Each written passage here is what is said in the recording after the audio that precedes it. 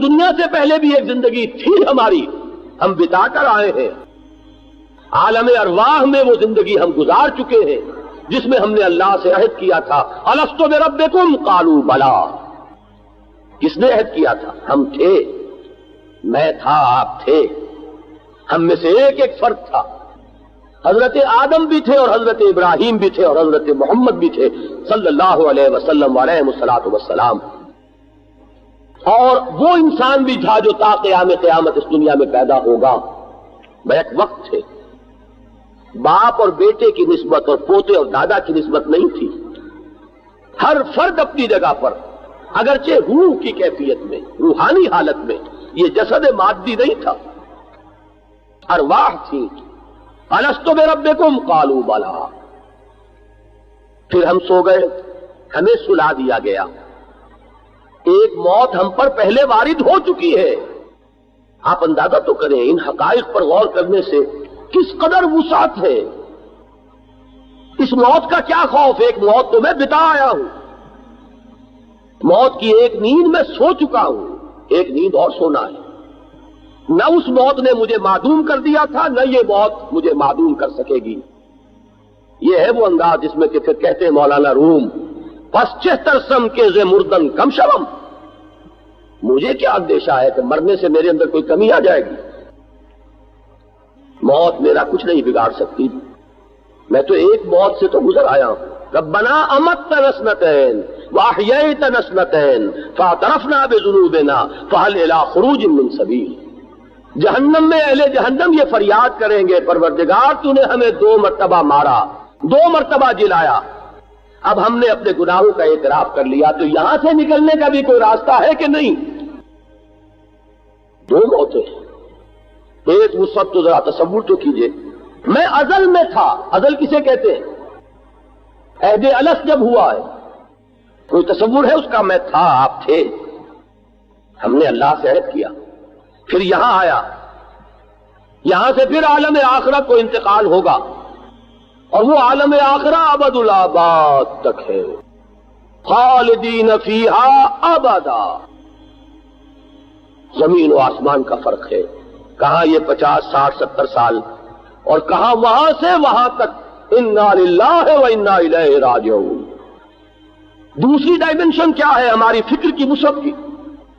اس دنیا میں بھی جو کچھ ہو رہا ہے اس کا ایک ظاہر ہے، ایک باطن ہے۔ ظاہر میں کسی شخص نے پتھر اٹھا کر کسی کو مارا،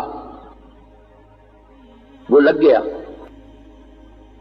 وہ یہ سمجھے گا اس نے مارا۔ باطن میں بغیر اذن رب نہیں لگا، اس میں مشیت خداوندی بھی شامل ہے، اذن رب بھی شامل ہے۔ اس میں جو کچھ ہو رہا ہے الٹ اپ نہیں ہو رہا، کسی اور کے کیے مجرد نہیں ہو سکے گا جب تک کہ اذن رب نہ ہو۔ یہ پتھر اگر لگا، لگانے والے نے، اٹھانے والے نے، مارنے والے نے جو کمائی کی اپنے لیے، لیکن جسے لگا ہے اسے یہ معلوم ہو جائے کہ مجھے یہ لگا ہے اذن رب سے، سوچ میں زمین و آسمان کا فرق واقع ہو جائے۔ ایک انسان ایک محنت کر رہا ہے، کوشش کر رہا ہے، نتیجہ نہیں نکلا، کیا ہوگا؟ سخت صدمہ، سخت رنج، محنت ضائع ہو گئی، وقت اکارت گیا، اتنا سرمایہ لگا وہ ضائع ہوا۔ اور ایک وہ شخص ہے جو یہ جانتا ہے یہ ساری محنت میری تھی، اصل فیصلہ کسی اور کے ہاتھ میں تھا، یہ اس کا فیصلہ ہے کہ میری وہ محنت برآور نہ ہو، اور وہ میرا مولا ہے، میرا آقا ہے، میرا پروردگار ہے، میرا خیر خواہ ہے، میرا حمایتی ہے، میرا ولی ہے، میری مصلحتوں کا مجھ سے بڑھ کر جاننے والا ہے، لہذا جو اس کا فیصلہ ہے اس پر راضی رہنا، یہ ایمان کا نتیجہ نکلے گا، اور ایمان نہیں ہے تو پیچ و تاب کھائے گا انسان۔